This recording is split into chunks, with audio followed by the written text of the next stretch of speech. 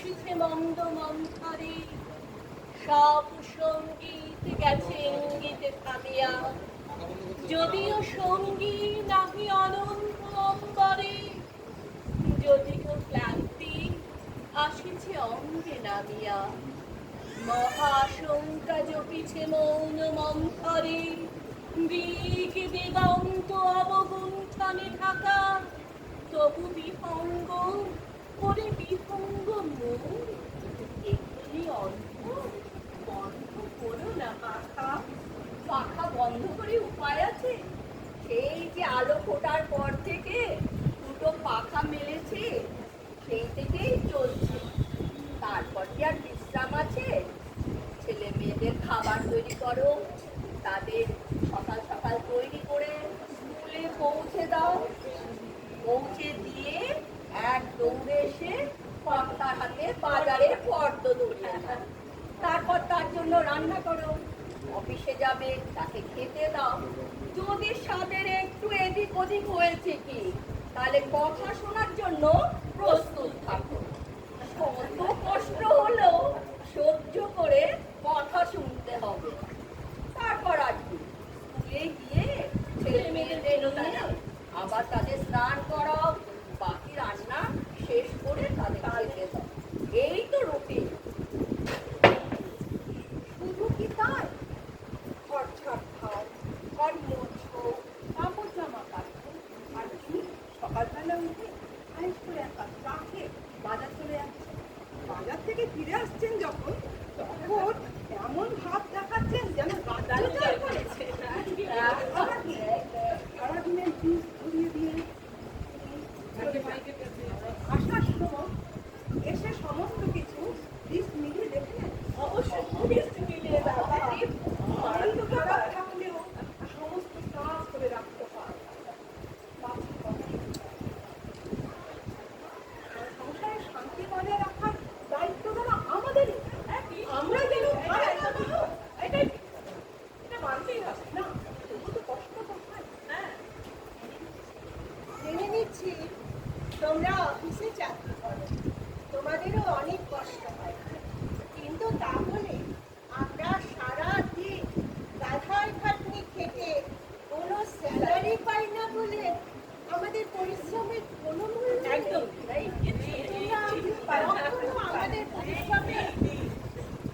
আমাদের কখনো পরিশ্রমের মূল্যায়ন করেছো? করেছো তোমরা? বলো। যদি মূল্যায়ন করতে, তাহলে আমাদের এত অবহেলা করতে না। আর আমার মনে অফিস থেকে ফিরে বলেন যে সমস্ত ঝক্কি নাকি তাকেই সামলাতে হয়, যত দায়িত্বের কাজই নাকি তাকে দেয়।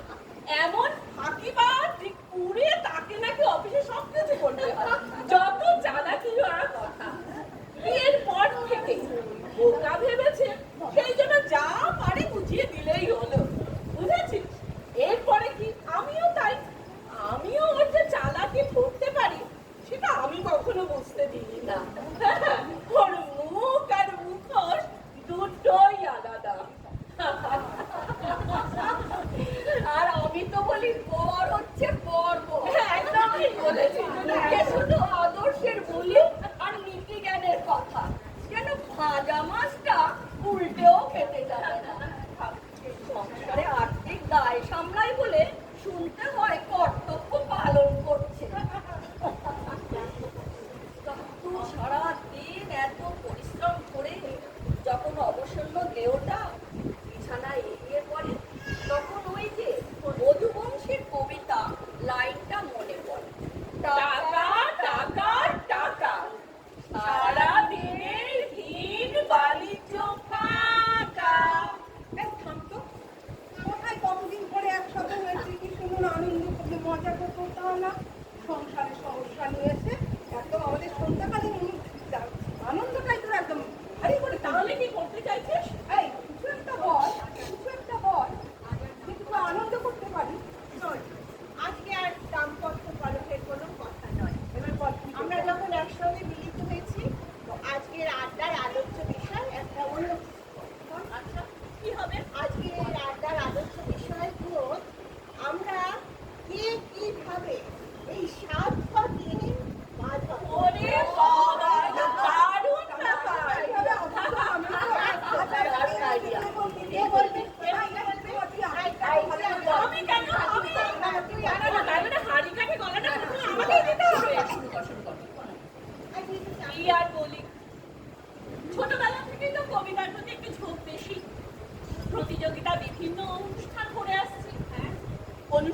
ডাকও পাই বিভিন্ন জায়গাতে কবিতা বলার জন্য।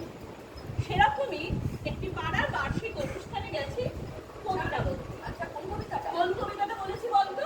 বল বল। রবীন্দ্রনাথ ঠাকুরের পথের বাঁধন। সুন্দর বল। পথ বেঁধে দিল বন্ধনহীন গ্রন্থি, আমরা দুজন চলতি খাওয়ার পন্থী, রঙিন নিমেষ ফুলার দুলাল, পরাণে ছড়াই আবির গুলাল, করুণা ওড়ায় বর্ষার মেঘে দিগঙ্গনার নৃত্য, হঠাৎ আলোর ঝলকানি লেগে ঝলমল করে চিত্ত। কবিতা শেষ করেছি, মঞ্চে থেকে নেমেছি, পাশে দাঁড়িয়ে আছে, কারণ ছুটি নেই তখনও, তাদের উপহার সব দেবে, সেটা কিছুটা পরে। মঞ্চের পাশে দাঁড়িয়ে আছে, হঠাৎ দেখি একটা দেখতে সুন্দর ছেলে আমার কাছে এসে কবিতার ছোট প্রশংসা। আর দেখতে ভালো, আমার একটু ভালো লাগলো, এই প্রথম শুরু। তারপরে কলেজের রাস্তার প্রতিদিন তার সাথে দেখা। এইভাবেই 2 বছর স্বপ্নের মায়াজাল বোনা। তারপর এক সন্ধ্যায় তিনি আমাকে শোনালেন জীবনানন্দের একটি কবিতা। কোনটা বলছো? আমি যদি হই বনহংস, বনহংস হতে যদি তুমি কোনো এক নিগন্তের জলশিরি নদীর ধারে ধান ক্ষেতের কাছে ছিপে স্বরের ভিতর এক নিরালা নীরে, আর কি সেই নিরালা নীর রচনা হলো, আর আমি বনহংস আর তিনি বনহংস হয়ে চলছে সংসার জীবন। এই আর হলো আর কি। এবার আমাকে দেখেছে। আচ্ছা আচ্ছা, শোন, আমার গল্পটা একটু অন্যরকম। কেমন কেমন? আমি না ছোটবেলাতে ক্যারাটে শিখতাম। একদিন দুপুরবেলা ক্যারাটে ক্লাস থেকে বাড়ি ফিরছি, তখন বাস স্ট্যান্ডে 2 ছেলে দাঁড়িয়েছে। তাদের হাবভাব দেখে ভালো লাগছিল না। তখন মাঝে মাঝে কি করছিল লাগে, ফোন কাটছিল। তারপর আমার গা ঘেঁষে দাঁড়িয়ে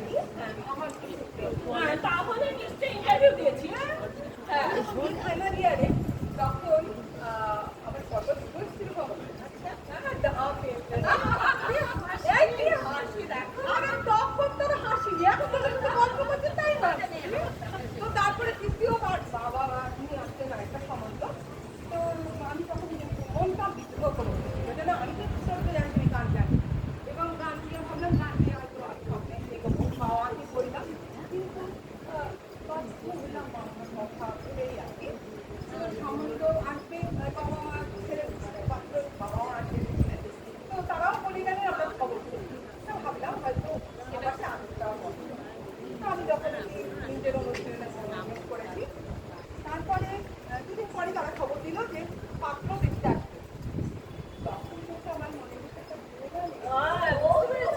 বোঝা যাচ্ছে তারপরে যথারীতি সেই দিনকে আসলেন ওনারা দিদি আর পাত্র তো আমি কিন্তু জানলা দিয়ে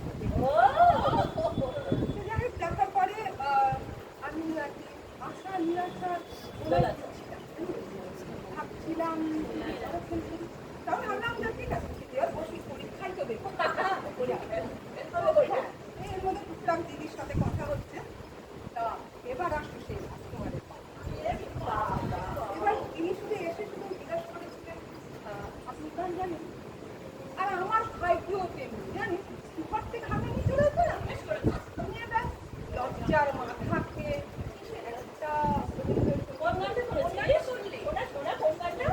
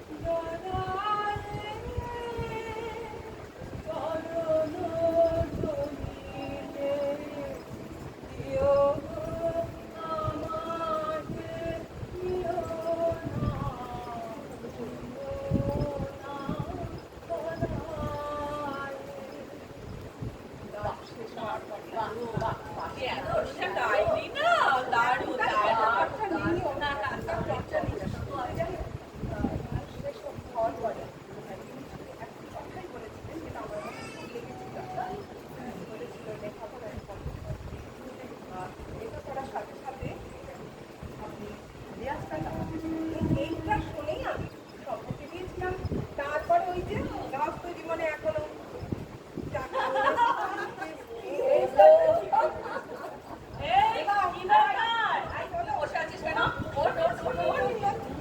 এবার তুমি শুরু করো তোমার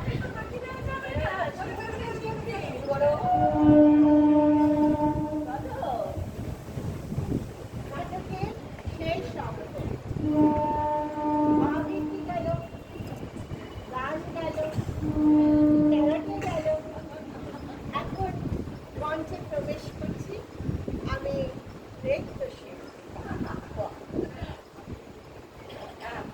হ্যাঁ আমি নৃত্যশিল্পী হিসেবে নিজেকে গড়তে চেয়েছিলাম পড়াশোনার ফাঁকে নিয়মিত অনুশীলন ধা ধিম ধিম ধা ধা ধিম ধিম ধা না তিন তিন না তে তে ধিম ধিম ধা ধা। আস্তে আস্তে পরিচিতি বাড়ছে শৈশব থেকে যৌবনে পদার্পণ করেছি বিভিন্ন অনুষ্ঠান থেকে ডাক পাচ্ছি আর বাড়িতে নিয়ে আসছি বিভিন্ন পদক আর স্মারক শোকেস ভর্তি করছি পদক আর জানিস তো বাড়িতে কেউ এলে বা সেই সব পদক দেখাতে ব্যস্ত বা ভীষণ চাইছে আমি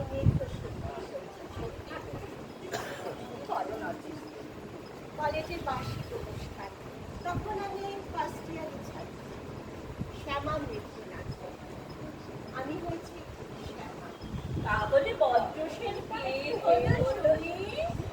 বজ্রসেন হয়েছিল অনেকটাই দাদা তার স্পর্শে যখন গান গাইত গানের সঙ্গে নাচ করত তখন আমার তার স্পর্শের সাথে থাকতো প্রেমের জোয়ারে ভাসাবে দোহারে বাঁধন খুলে দাও দাও দাও দাও ভুলিব ভাবনা নিঝনে যাব না পাল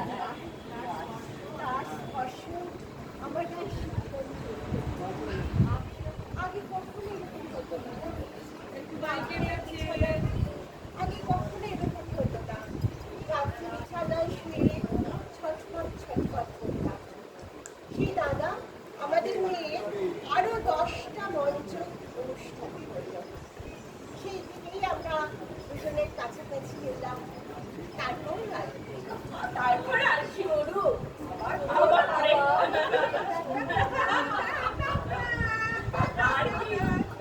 আর কি এইভাবে প্রেম থেকে সংসার জীবন আর সংসার জীবনের বেড়া জালে সবাই কেমন আটকে গেছি বল।